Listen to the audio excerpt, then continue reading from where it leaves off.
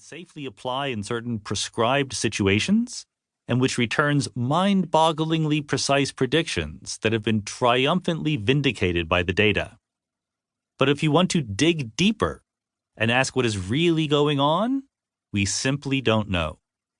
Physicists tend to treat quantum mechanics like a mindless robot they rely on to perform certain tasks, not as a beloved friend they care about on a personal level.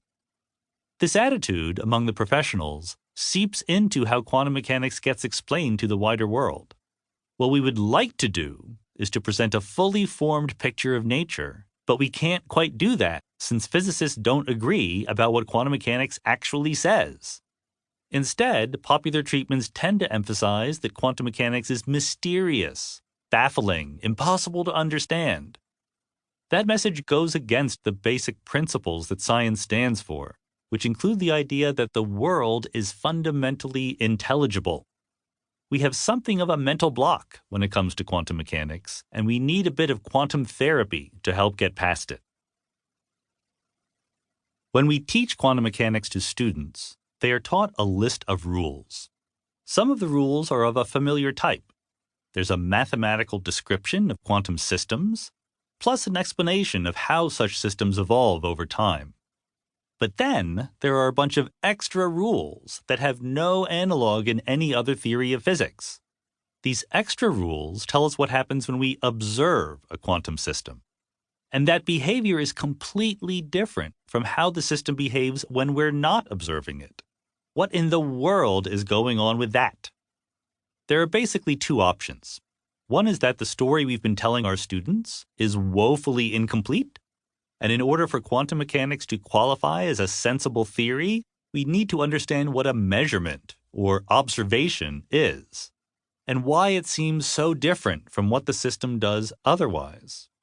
The other option is that quantum mechanics represents a violent break from the way we have always thought about physics before, shifting from a view where the world exists objectively and independently of how we perceive it, to one where the act of observation is somehow fundamental to the nature of reality. In either case, the textbooks should by all rights spend time exploring these options, and admit that even though quantum mechanics is extremely successful, we can't claim to be finished developing it just yet. They don't. For the most part, they pass over this issue in silence, preferring to stay in the physicist's comfort zone of writing down equations and challenging students to solve them. That's embarrassing, and it gets worse. You might think, given this situation, that the quest to understand quantum mechanics would be the single biggest goal in all of physics. Millions of dollars of grant money would flow to researchers in quantum foundations. The brightest minds would flock to the problem, and the most important insights would be rewarded with prizes and prestige.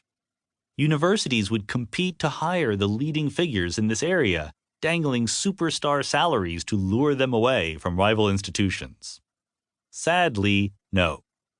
Not only is the quest to make sense of quantum mechanics not considered a high-status specialty within modern physics, in many quarters it's considered barely respectable at all, if not actively disparaged.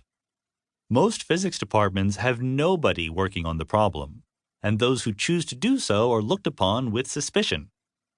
Recently, while writing a grant proposal, I was advised to concentrate on describing my work in gravitation and cosmology, which is considered legitimate, and remain silent about my work on the foundations of quantum mechanics, as that would make me appear less serious. There have been important steps forward over the last 90 years, but they've typically been made by headstrong individuals who thought the problems were important despite what all of their colleagues told them, or by young students who didn't know any better and later left the field entirely. In one of Aesop's fables, a fox sees a juicy bunch of grapes and leaps to reach it, but can't quite jump high enough. In frustration, he declares that the grapes were probably sour, and he never really wanted them anyway. The fox represents physicists, and the grapes are understanding quantum mechanics. Many researchers have decided that understanding how nature really works was never really important. All that matters is the ability to make particular predictions.